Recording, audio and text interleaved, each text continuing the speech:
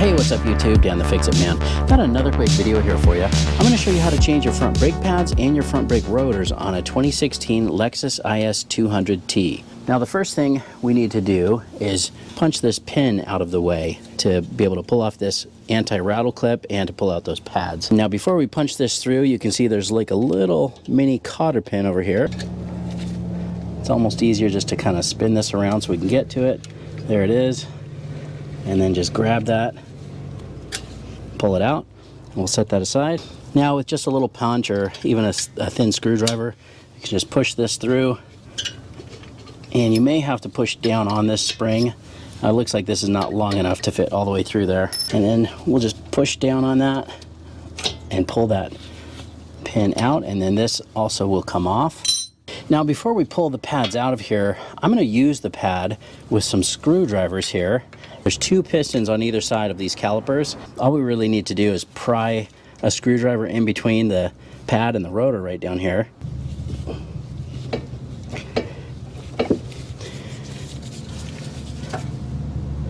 That's all we really need to do. And just pry it in there a few times until that pushes the caliper piston back in.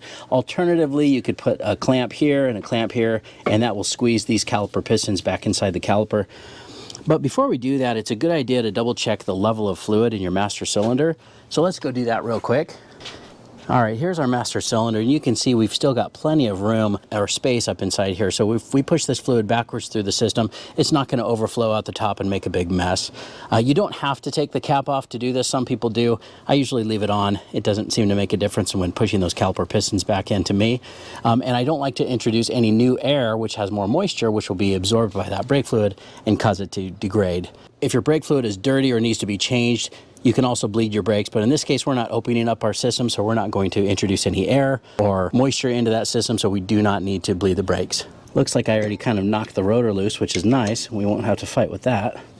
But once you get them in there and get them started, you can almost just kind of squeeze them towards each other. Again, the reason we're doing this is so that the new thicker pads will fit in there.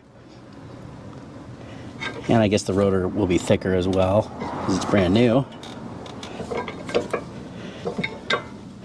There we go, just a little bit of prying on that, and those are pushed in.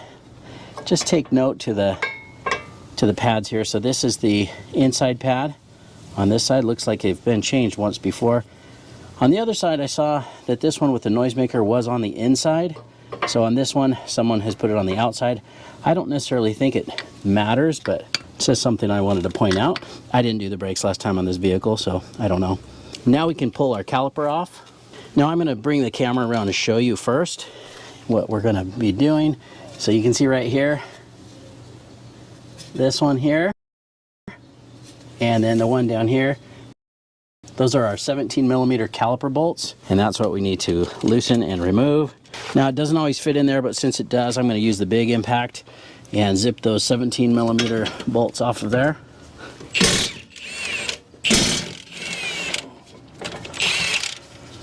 That's what those look like. And you just want to have one hand on the caliper when you pull that off so it doesn't drop. Set those down. And I've got these little caliper hanging hooks that come in handy, so I'm just going to put that in there and hang this up out of the way, up above on the coil spring. I guess I'm just on the control arm there, but just so that that doesn't fall down. And it doesn't always happen like this. A lot of times that rotor is stuck. In this case, it just came right off. You can see these are side specific. That says R. Now if the rotor is stuck and it won't come off, besides smacking it with a sledgehammer, there's also some threaded holes in the rotor, if you saw that before I took it off.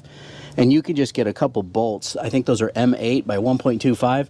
And if you put them in, they actually will act as like a press, and they'll press the rotor off of the hub, because a lot of times it does get stuck to the face of this hub. You can see some rust here. And what I'm going to do, I'm just going to take this little wire wheel and brush this hub just to clean it up and make sure that that new rotor doesn't stick. But just make sure you do wear some safety glasses if you do that.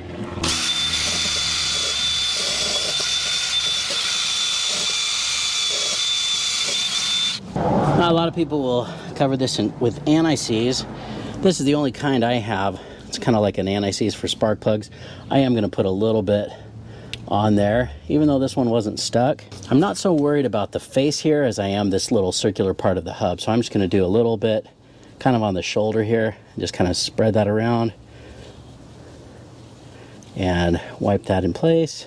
Even though this one came off fine, the reason I'm doing this is because the other side, it was really stuck on there good. I kind of assumed that this one would be just as bad. I've already done the left side, but there we go. I think that'll work. Now the new rotor comes packed in some protective oil to prevent it from rusting. I'm just gonna wipe that off real quick. All right, then we can put the new rotor on. Now I noticed this one is not stamped with an R for right or L for left or anything, but the boxes were labeled side specific, right and left. And this is the one that was labeled for the right side. And we'll just, I wiped the other side already. We'll try to we'll clean this up probably once more before we put everything back together, but just try to get some of that off. I'll just throw a lug nut on there. I don't always do this, but it should make it a little bit easier. A little bit easier to align that caliper and get that on. There we go. Now we can put that, we can put our caliper back on and line those bolts up in the back. And we're just going to use this at the lowest setting just to get these snugged.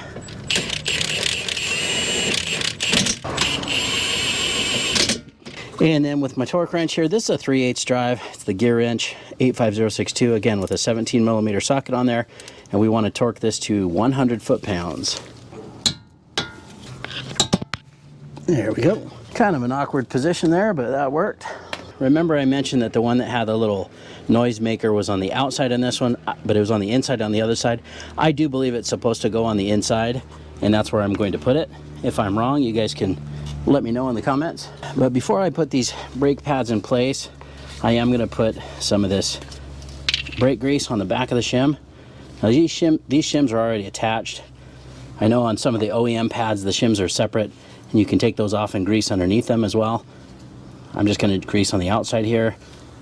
And these types of pads with the glued shims, they're rubberized. They seem to be pretty quiet. You see, I just put a little thin layer of grease on the outside edge there as well, where that slides into the caliper. And I'll just slip that into place. And as I mentioned, I'm going to put the one with the little noise maker on the inside, which is how I believe it's supposed to go. Again, if I'm wrong, let me know. But that's how the other side was. All right. Just line that up, and it just slides right into place. Now this little slide pin that holds that in place, I guess we'll call it a slide pin, but we're going to clean that off really well. And then we're also going to get just a little bit of really thin layer of that silk glide on there, just to make it, I guess, ease of installation, but we'll also protect it. So you can see that it just comes in from the back, and push that pad in place. Whoops, I almost forgot to put in this little anti-rattle spring. Now the kit that we have came with new anti-rattle springs, so we're going to put this in. Just line that up like so, and you do kind of have to push that down. It takes a little bit of muscle. Oh, let's try that again.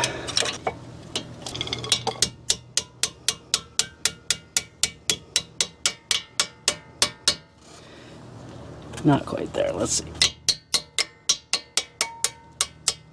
Okay, I cheated a little bit, just kind of tapped that with the needle nose, but that worked. All right, we'll just put that cotter pin back in place like so. You know what, I'm going to just spin this pin around so it's just like that, so the cotter pin's facing in. It's less likely to pop out or anything. That looks good. And I just like to hit it one last time with some brake cleaner, just make sure we don't have any grease or anything on the surface of that rotor. And you're done. Now before you drive off, it's important that you go in and step on the brake pedal a few times. Now don't press it all the way to the floor. Just pump it about halfway several times until the pedal feels firm. It pushes the caliper pistons back out, pressing the pads up against the rotor where they need to be. And don't forget to top off the master cylinder if needed. Just make sure that everything is where it's supposed to be. Hope you liked the video. Please give it a thumbs up and subscribe if you don't mind. That does help me out. I'll get a link in the description to some of the parts and tools used in the video as well. Thanks so much for watching, and good luck.